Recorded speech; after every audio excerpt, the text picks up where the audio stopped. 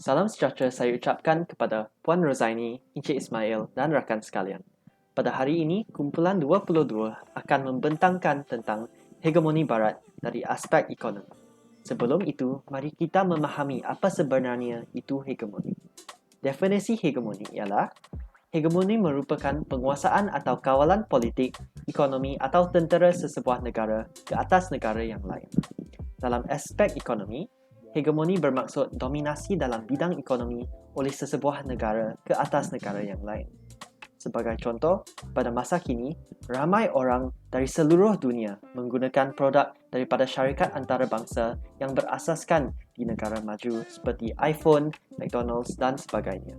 Sebenarnya, hegemoni Barat dari aspek ekonomi telah berlaku di Malaysia untuk jangka masa yang sangat lama, iaitu sejak zaman penjajahan lagi sehinggalah pada masa zaman moden ini.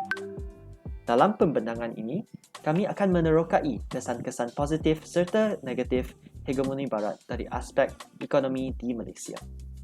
Seterusnya, Saudara Navin akan menjelaskan tentang kesan positif hegemoni Barat semasa zaman penjajahan British. Pada zaman penjajahan British, terdapat kesan positif hegemoni Barat dan ia adalah perusahaan getah. Disebabkan keperluan getah pada zaman revolusi di Eropah, permintaan getah telah meningkat secara drastik. Tanaman getah diperkenalkan di tanah Melayu oleh pihak British untuk memenuhi permintaan ini.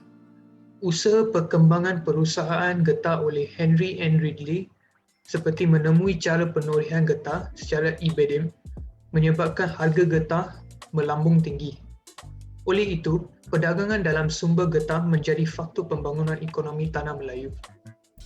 Selain daripada kesan positif, hegemoni Barat juga mendatangkan kesan negatif kepada ekonomi, seperti dari aspek dagangan.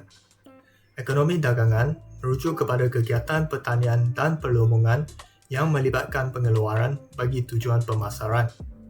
Sebelum kedatangan British, masyarakat Melayu memasarkan hasil biji timah ke China, Jepun dan India. Biji timah juga digunakan oleh masyarakat Melayu untuk membuat gendang gangsa, alatan senjata dan alatan muzik seperti gong. Selepas kedatangan British, mereka menguasai pelabuhan utama di Tanah Melayu bagi mewujudkan suatu rangkaian ekonomi dagangan yang dapat berkembang pesat, terutamanya dalam kawasan kaya dengan biji timah dan tanaman seperti getah. Akan tetapi, kepesatan ekonomi dan dasar pertanian yang mereka laksanakan menyebabkan aktiviti ekonomi tradisional, khususnya di kawasan luar bandar, terpinggir dan ketinggalan. Ia juga membentukkan dui ekonomi atau dua bentuk ekonomi serentak, iaitu ekonomi sara diri dan ekonomi dagangan seperti ekonomi komersial. Penemuan aktiviti ekonomi di negeri-negeri pantai barat juga mewujudkan ketidakseimbangan pembangunan dengan negeri-negeri pantai timur.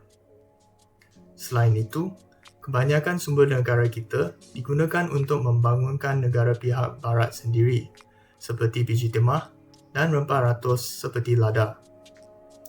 Oleh itu, kekurangan sumber menyebabkan pembangunan negara kita tidak secepat seperti UK, US dan Eropah. Antara kesan positif pada zaman moden adalah lebih peluang untuk perdagangan. Disebabkan pembangunan negara-negara barat seperti Amerika Syarikat, negara yang sedang membangun seperti Malaysia dapat berdagang dengan negara-negara maju dan menjual sumber yang diperlukan oleh negara-negara tersebut. Dengan ini, negara yang sedang membangun akan menjual sumber kepada negara-negara barat yang maju untuk mendapat lebih banyak wang apabila menjalankan penukaran ringgit Malaysia kepada mata wang negara lain seperti mata wang USD, Euro dan Singapore Dollar. Dengan itu, kita dapat meningkatkan taraf kehidupan penduduk negara yang berkembang. Disebabkan peningkatan peluang untuk perdagangan, kebanyakan syarikat barat akan menjalankan perdagangan di negara yang sedang membangun. Oleh itu, peluang pekerjaan akan meningkat bagi memastikan lebih penduduk daripada negara-negara ini akan mendapat pekerjaan. Tambahan pula, syarikat-syarikat barat membayar gaji yang lebih lumayan berbanding dengan syarikat-syarikat tempatan. Terima kasih saudara Navin. Sekarang, saya akan menjelaskan tentang kesan negatif hegemoni Barat dari aspek ekonomi pada zaman moden. Kesan negatif yang pertama ialah penguasaan ekonomi oleh negara maju. Antara contoh negara maju tersebut ialah negara G7 yang terdiri daripada negara berkuasa seperti Amerika Syarikat, United Kingdom, Perancis dan lain-lain. Bukti penguasaan ekonomi mereka, pada tahun 2018, negara G7 mempunyai 58% daripada kekayaan seluruh dunia. Lebih-lebih lagi, institusi kewangan dunia seperti Bank Dunia, IMF dan lain-lain dikuasai sepenuhnya oleh negara barat yang berpengaruh. Hal ini telah membesarkan jurang status ekonomi antara negara maju dengan negara sedang membangun. Oleh itu, ianya menjadi sangat sukar untuk negara membangun membesarkan pengaruh ekonomi mereka sama seperti negara yang maju. Justru, negara maju akan tetap berkuasa dan berpengaruh manakala negara membangun akan ketinggalan dari aspek ekonomi. Selain itu, kesan negatif yang kedua pula ialah perdagangan antarabangsa menggunakan mata wang negara yang maju seperti USD. Tidak dapat dinafikan bahawa mata wang barat seperti USD lebih bernilai daripada nilai mata wang ringgit.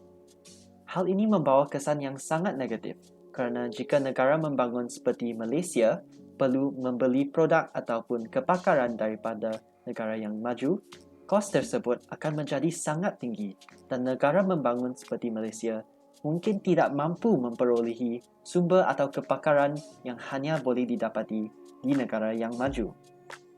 Di samping itu, kesan negatif yang terakhir ialah hegemoni barat dari aspek ekonomi mampu menjejaskan perniagaan tempatan dan pembangunan negara.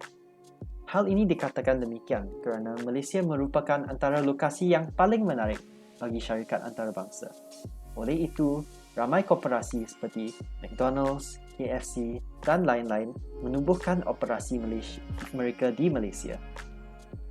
Perkara ini akan menjejaskan perniagaan tempatan kerana mewujudkan persaingan yang tidak adil dengan perniagaan tempatan.